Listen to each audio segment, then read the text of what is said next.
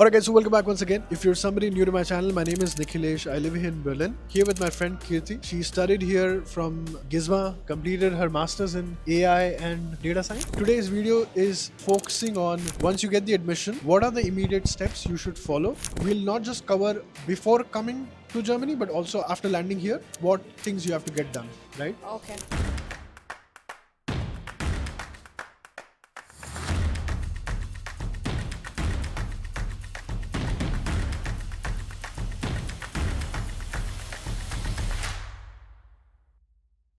So first thing in my understanding is once you get the admission letter, you have to confirm to the university, like enrollment करना होता है. Yes. Right? Enrollment can happen in different university in different ways. So in some cases वो आपको एक immatriculation certificate या matriculation बोलते हैं उसको. Yeah, but matriculation certificate वो बाद में देते हैं, but उससे पहले आपको enrollment letter आता हाँ, एक है. enrollment letter चाहिए होता है. Basically that confirms कि भाई तू student है अभी यहाँ पर. They give first an offer letter which you have to confirm by paying some first Yes. installment. It would be around Indian rupees में 1,60,000 कुछ था. हाँ वो डिपेंड करता है यूनिवर्सिटी पे, राइट? हाँ. तो in some cases they will make you pay 1500-2000 euro ऐसा type, like a booking amount कि भाई यहाँ Like a token booking amount दे amount. दिया है. And then they will give you the enrollment letter. Correct. And that's how the process then goes ahead. इसके बाद आपको सबसे पहले तो अरेंजमेंट करना है कि मेरा ब्लॉक्ड अकाउंट का पैसा रेडी है नहीं है. Yes. Right? Immediately, I mean, you should arrange all those block amount money, 11,600 around कुछ है,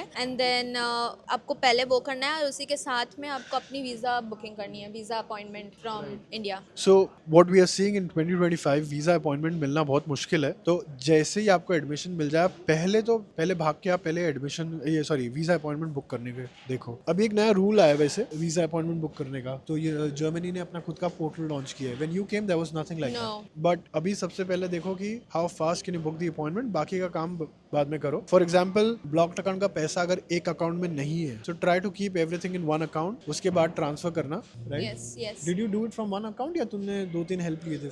No, with one account because they also check कि आपका 6 months कैसे दिख रहा है, last 6 months कि ऐसा देखते हैं कि हाँ तुम किसी से पैसे बोरो कर रहे हो या क्या है, but Source of money क्या है? they really want to have the evidence proof कि you are fit to travel to Germany. Exactly. So blocked account में भी again it's a no brainer topic. पैसा अगर रेडी है तो ये काम घर बैठे बैठे हो सकता है, ठीक है? अगर आपको लगता है कि नहीं यार मेरा बैंक का कुछ चिक चिक चल रहा है, तो आप एक फॉरेक्स प्रोवाइडर से भी रीच आउट कर सकते हो. अगर वो नहीं करना है आपको, तो आप एक किसी अपने घर के पास वाले बैंक से जाके या जहाँ पर आपका अकाउंट है उनके पास जाके भी आप अपना मनी ट्रांसफर इंडिया से जर्मनी करवा सकते हो. जब आप ब्लॉक्ड अकाउंट का प्रोसीजर फॉलो करते हो, भले वो फिनटीबा हो, कोरैकल हो, एक्सपैट्रियो हो, स्टूडली हो या कोई भी ब्लॉक्ड अकाउंट प्रोवाइडर हो, you just have to follow the instructions. उन्होंने जर्नी बना रखी है. आप ये खुद अकेले भी कर सकते हो. आपको किसी की जरूरत नहीं है इस चीज के लिए. Definitely अकेले ही करना चाहिए क्योंकि मैंने भी किया था. There are 2 procedures which I actually wanted to go for. पहला तो लोन था, but I didn't opted for loan. But loan अगर ले रहे हो तो it's the best decision because सारे डॉक्यूमेंट्स आपका बैंक ही जो लोन जहाँ से लेते हो वो ही दे देता है. So you don't have to manage all those documents अगर लोन ले रहे हो तो. बाकी मैंने खुद पैसे तो खुद ही, मतलब मेरी फैमिली ने मुझे हेल्प करा था और मैंने खुद ही किया था. So it was good because I did it by myself. I followed a roadmap which I actually made it myself before 6 months. So it's a process of 6 months to getting an offer, to applying to the college, university till landing to Germany. Right. So आपके take away के लिए first things first, you have to enrol yourself in that university जहाँ पर admission मिला है. Second thing, पैसे का arrangement करना है अपने को फटाफट. थर्ड थिंग, फटाफट पहले वीजा अपॉइंटमेंट बुक कर दो, ठीक है? Fourth thing I would say कि जैसे ही पैसा रेडी हो जाए, मनी ट्रांसफर करके ब्लॉक्ड अकाउंट का पेपर ले लो, ठीक है? कुछ कंपनीज में आई थिंक उसको 06 डॉक्यूमेंट बोलते हैं, ठीक है? जो आपको ब्लॉक्ड अकाउंट का डॉक्यूमेंट लगेगा वीजा के लिए जब आप जाओगे.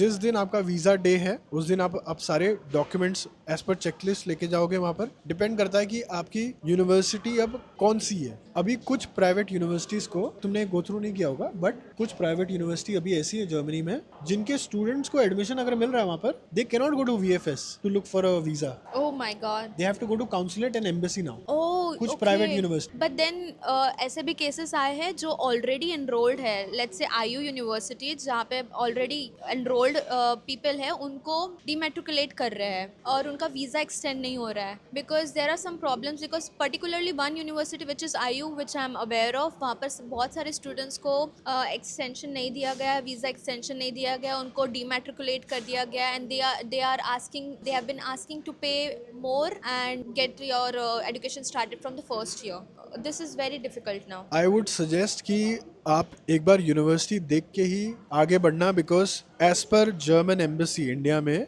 कुछ यूनिवर्सिटीज उनके हिसाब से उनके पैरामीटर्स में वहां बैठती नहीं है जहां होनी चाहिए. तो उनका आंसर उसका सोल्यूशन उन्होंने ये निकाला है, अगर आपको एडमिशन उस यूनिवर्सिटी में मिला है और आप जाना चाहते हो तो आप वीजा लेने VFS मत जाओ, आपको हमारे पास आना पड़ेगा, वो आपका शॉर्ट इंटरव्यू लेंगे and they will scrutinise your profile there. ठीक है, मान लो आपने जैसे जैसे करके आप वीजा भी देके आ गए, वीजा आ गया हाथ में. इंडिया से उड़ने से पहले लोग फोरेक्स कार्ड लेके आते हैं.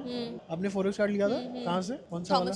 थॉमस कुक से. So Thomas Cook is one of them, Neo is one of them, there is quite a few of them actually. आप अपने बैंक वाले को भी बोलोगे तो वो भी आपको फोरेक्स कार्ड दे देगा. उसमें कितना लेके आए थे याद है? 1000 एंड 1000 कैश भी था. हाँ, वो कैश कहाँ से अरेंज किया इंडिया में? सेम मैंने भाई से लिया था 1000 कैश बैंक वाले से. हाँ. सो इंडिया में फोरेक्स प्रोवाइडर्स है जो आपको कार्ड भी दे देंगे जो किसी भी ATM में चलेगा यहाँ पर आने के बाद, जब तक पैसा है उसमें, और कैश आप लेके आओ, क्योंकि इमीडिएटली उतरते ही हो सकता है दुकान में कुछ खरीदना है, टैक्सी वाले के पास कुछ हो सकता है, स्वाइपिंग कार्ड मशीन ना हो तो कैश देना पड़ेगा. या अगर लोकली अगर आप कहीं जा रहे हो तो आपको कैश चाहिए, और अगर आप ऑनलाइन कुछ ऑर्डर करना चाह रहे हो, क्योंकि यहाँ पर जीरो कार्ड होता है, सो इट डजंट वर्क. इधर you have to have credit card, otherwise आपका थॉमस कुक का जो कार्ड है वो बहुत यूजफुल है, बिकॉज उस पर CVV कोड होता है to make online payments. So online आपको यूनिवर्सिटी को भी पे करना है तो इट्स वेरी क्विक. सो एक कार्ड तो पहले से होना चाहिए, एंड देन थोड़ा कैश भी होना चाहिए, because in Germany we are still on cash. यहाँ आने के बाद आपका सबसे पहला गोल ये होना चाहिए कि भाई मेरा अकोमोडेशन सॉर्टेड हुआ है नहीं. वो तो बहुत बड़ा इशू है यार. बहुत बड़ा इशू है यार, 1 साल लग जाता है घर ढूंढते ढूंढते. हाँ, आपने कितने जगह हॉप किया अभी तक? My experience was very different from others, but in that experience I got little lucky also.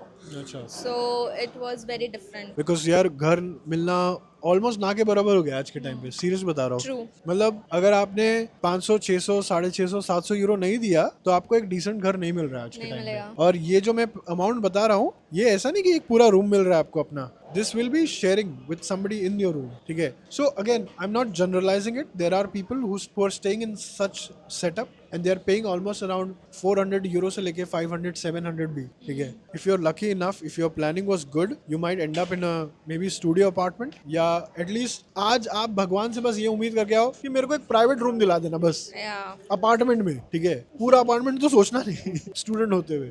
Yeah, it's Right? difficult. But वही मैं बोल रही थी, in that case I got lucky, but सबके लिए नहीं होता है, because I have seen my friends struggling and it was very helpful, क्योंकि मुझे अपार्टमेंट मिल गया तो मैं मेरे फ्रेंड्स को भी हेल्प कर पाई. But you have to plan everything पहले से. अगर तुम किसी को पहले से जानते हो तो जितना कम्युनिकेट करना है उतना कम्युनिकेट करो, जितना सोशलाइज होना है उतना सोशलाइज हो, और जितना ज़्यादा लोगों से बात करोगे उतना ज़्यादा बातें पता चलेगी. That's what I have learn. पहले मैं ऐसा नहीं करती थी, but it's very helpful for a student. That's true. जैसे अकोमोडेशन सॉर्ट हो जाएगा, पहला तो आपको आपके हाउस के ओनर से, आपका जो भी ओनर है, आप प्लीज रूल नंबर 1, कोई भी पैसा, एक भी रुपया कैश में नहीं देना किसी को. बैंक टू बैंक ट्रांसफर होना चाहिए ताकि आपके पास प्रूफ हो. बहुत सारे स्टूडेंट कर देते हैं डेस्परेशन में आके. ठीक है. वो स्पैम होता है. हाँ, क्योंकि अगर आप किसी को कैश दे रहे हो तो उसका कोई अकाउंटेबिलिटी नहीं है, चेक नहीं है, डॉक्यूमेंटेशन नहीं है, लीगली आप कहीं कुछ कर नहीं पाओगे. तो आपको जो भी आपको घर दे रहा है उससे आपको 2 चीजें चाहिए. एक तो आपका घर का कॉन्ट्रैक्ट मांगना है उसको, और जो दूसरा डॉक्यूमेंट है जो एक्चुअली काम का है, दैट इज कॉल्ड एज वोनुंग्सगेबे बेस्टिटिगुंग. ये वाला डॉक्यूमेंट आपको जब आप सिटी रजिस्ट्रेशन कराने जाते हो वहां पर ये वाला डॉक्यूमेंट मांगा जाता है, ना कि घर का कॉन्ट्रैक्ट. मोस्ट केसेस में आपको वापस भेज दिया जाएगा अगर आप सिटी रजिस्ट्रेशन कराने जा रहे हो. तो क्विक रिकैप करता हूँ आपके लिए. मान लो आप आ गए हो जर्मनी, आपने अकोमोडेशन ढूंढ लिया. अकोमोडेशन ओनर से आपने 2 डॉक्यूमेंट ले लिए. घर का कॉन्ट्रैक्ट लेना है और वोनुंग्सगेबे बेस्टिटिगुंग लेना है, और फिर ये लेके आपको नेक्स्ट स्टेप पे जाना है, विच इज अनमेल्डुम. एनमिल्डुंग की अपॉइंटमेंट अगर आप पहले से ही लेकर रखो तो बहुत अच्छा है, बट क्योंकि एनमिल्डिंग के बिना आपका बैंक अकाउंट नहीं खुलेगा और आपका आगे की procedures, tax, bank account, social security, काफ़ी सारी चीज़ें होती है। एनमिल्डिंग सबसे पहला प्रायोरिटी होता है। अगर आप पहले अपॉइंटमेंट ले सकते हो तो फिर ले लो, नहीं तो ऑन द सेम डे भी मिल जाता है, वो बट ढूंढना पड़ता है मॉर्निंग में। मैंने कुछ ब्लॉक्ड अकाउंट्स का सुना है कि जब तक आप अपना जर्मन नंबर नहीं डालते वो एक्टिवेट नहीं करते। ओह, ठीक है, आपका कौन सा सिम कार्ड है वैसे? मेरा O2 था तब। जब आए थे हाँ। जाते ही कॉन्ट्रैक्ट ले लिया था क्या O2 का, कि अरे प्रीपेड नहीं सिम नहीं लिया था? नहीं पर नेटवर्क प्रोवाइडर O2 था, बट मैंने फर्स्ट मंथ तो मैंने ये लिया था, प्रीपेड होता है ना, प्रीपेड सिम लोकल मार्केट से प्रीपेड लिया था 1 मंथ के लिए, उसके बाद कॉन्ट्रैक्ट होता है, बट जी, जी, एनमिल्डुंग चाहिए। Right right. अगर आपको किसी भी कॉन्ट्रैक्ट में जाना है तो आपको अनमेल्डिंग जो सिटी रजिस्ट्रेशन सर्टिफिकेट है वो आपको चाहिए ही होगा। बट ऑन द काउंटर भी आपको कुछ सिम कार्ड्स मिलते हैं just by showing your passport, और आपको घर पे आके लैपटॉप में ऑनलाइन लॉग इन करके अपने आप को रजिस्टर करोगे तब जाके वो सिम कार्ड एक्टिवेट हो जाएगा। For example there are companies like Lyca, Lebara, WinSIM, ठीक है, ये सारे वो कंपनीज है जो आपका अकाउंट फट से एक्टिवेट कर देती है। जैसे ही आपका सिम कार्ड हो गया आप अपना ब्लॉक अकाउंट अनब्लॉक करवाओ, ठीक है, और पहले तो जाके एक अच्छे बैंक में अपना अकाउंट खुलवाओ। आप जब से आए हो तब से कौन से बैंक में अकाउंट है? डॉइचे बैंक। डॉइचे बैंक में ही है? येस, बिकॉज डॉइचे बैंक और स्पारका से बहुत पॉपुलर बैंक्स है और ये दोनों अकाउंट प्रोवाइड कराती है। If you are at the age of 25, if you are below 25 age तो वो फ्री ऑफ कॉस्ट होता है, उसके बाद आपको पे करना पड़ता है कुछ सर्टेन अमाउंट पर मंथ। वो बैंक टू बैंक डिपेंड करता है। बैंक टू बैंक डिपेंड करता है। बट हाँ, जैसे कि same goes for health insurance का जो पैसा है वो डिपेंड करता है कि आपकी उम्र कितनी है, और उसके हिसाब से आपका जो महीने का लागत लगने वाली है उस वो डिसाइड करता है आपकी उम्र के हिसाब से। ठीक है, तो हमने कवर कर लिया एकोमोडेशन, सिटी रजिस्ट्रेशन हो गया, सिम कार्ड ले लिया मैंने, लिबारा, लाइका। अगर आपको लॉन्ग टर्म में जाना है सिम कार्ड में O2 is there, Deutsche Telekom is there, right? और क्या है? I still use Lebara now. अच्छा, use Lebara, okay okay. O2 से लिबारा पे मैं शिफ्ट हुई हूँ because O2 is the network provider जो लिबारा को भी देता है, लाइका को भी देता है, विनसिम को देता है, बहुत सारे को। O2 और वोडाफोन का ही जाता है, बट इट रियली डिपेंड्स आप कितना पैसा खर्च करना चाहते हो। You have to make all those plans before only. Right. So आगे बढ़ते हैं। अगर आप जैसे ही सिटी रजिस्ट्रेशन करवा लोगे, कुछ शहरों में ऑटोमेटिकली आपके घर पे दो चीजें आएगी, एक तो टैक्स आईडी नंबर आ जाता है और एक सोशल सिक्योरिटी नंबर आ जाता है। ये दोनों चीज आपको चाहिए होगी जब आप किसी के पास जाओगे नौकरी मांगने, पार्ट टाइम जॉब या फुल टाइम जॉब, तो ये दोनों चीज चाहिए होती है। ठीक है, आपका ऑटोमेटिकली आता है, आपको जाके अप्लाई करना पड़ेगा? ऑटोमेटिकली आ जाता है 1-2 हफ्ते में, बट मुझे जल्दी चाहिए था इसलिए मैंने फाइनेंसमेंट में जाके खुद ही मांगा और उन्होंने दे दिया। ओके, इसके अलावा और कुछ है कि यही सब? I think this is it, right? I think यही है, बट अगर रेडियो टैक्स के बारे में अगर कुछ पता होगा तो वो हाईलाइट कर सकते हैं। पर्सनली मैंने अभी तक रेडियो टैक्स नहीं भरा है, बट उसके कुछ कॉन्सिक्वेंसेस हो गए जो मुझे करने होंगे तो पड़ेंगे। जरूर। I was not aware of it, still I was not aware of it, पता नहीं 2 साल तक, but I have to check on. जब आएगा ना बड़ा वाला bill. So basically radio tax हर इंडिविजुअल जो यहाँ रहता है उसको देना पड़ता है। ठीक है, वो बोलते हैं कि आपके घर में टीवी हो ना हो या जो भी है, basically you make this contribution into a state media, ताकि बेसिकली जर्मनी का रूल ये कहता है कि यार अगर मीडिया हाउसेस बिक गए then they won't be neutral. ठीक है, सो जितने भी स्टेट मीडिया हाउसेस है उनके पास ये वाला हमारा वाला पैसा जाता है। हर क्वार्टर पे वो आई थिंक अराउंड 58 या 18 यूरोस ऐसा कुछ तो अमाउंट है। But once you land here please ask everybody, भाई ये रेडियो टैक्स क्या है, और ये टॉपिक सॉर्ट करके ले लो, नहीं तो फिर एक साथ बिल आएगा ना 2-3 हजार यूरो का, जो मेरे को लग रहा है आने वाला। तुम मुझे डराओ मत, बट मैंने मेरे लैंडलॉर्ड से बात करी हुई है इस बारे में, उन्होंने बोला ऐसा कुछ है नहीं, बट देखते हैं अब नहीं क्या नहीं नहीं, ऐसा कुछ नहीं है, ऐसा है। My landlord is very nice. Lucky, I was lucky enough to get that apartment. I wish you all also luck. Cool यार, this was all what you have to do to get started here. Once you are done with everything what we spoke, पहले जाके आप part time job ढूंढो। अब इसके बाद side by side actually part time job ढूंढना है। इतना ज़्यादा कॉन्शियस होने की भी ज़रूरत नहीं है। आई थिंक इनिशियली आपको जैसा पार्ट टाइम जॉब मिल रहा है ले लो, because you only have to work for 3 days in a week, so it is very strict. 85 hours पर मंथ है, so it really helps you.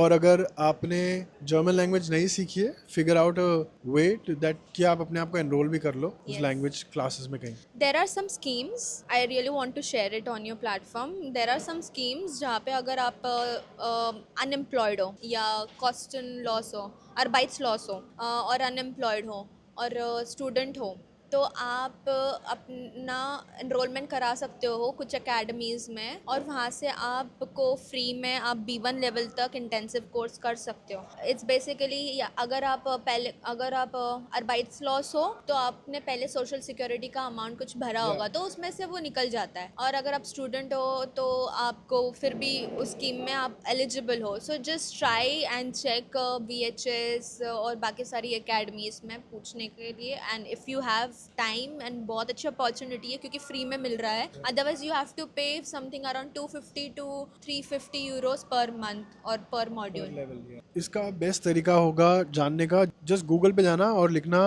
Arbeitsagentur near me, तो आपको ऑटोमेटिकली ये वाला ऑफिस दिख जाएगा जहाँ पर आप जाके अपना सिचुएशन बता के they will give you vouchers. वो वाउचर आपको जो भी गवर्नमेंट फंडेड इंस्टीट्यूशंस है, फॉर एग्जांपल VHS, फॉर होक्सचुलर्स और एनी इंस्टीट्यूशन, आप उनको वो वाउचर दिखाओगे, वो आपको फ्री में पढ़ने देंगे एंड वो एजेंसी और क्लासेस फिगर आउट कर लेंगे कि पैसे का लेन देन यस, क्या है. You have to register there अगर आप अर्बाइट्स लॉस हो तो. Exactly. स्टूडेंट के लिए नहीं करना पड़ेगा. I don't know. Alright यार, so this is all what we have. Make sure that you check the description of this video. Video पसंद आया तो लाइक करना, and I'll see you guys next time. Bye bye. Thank you.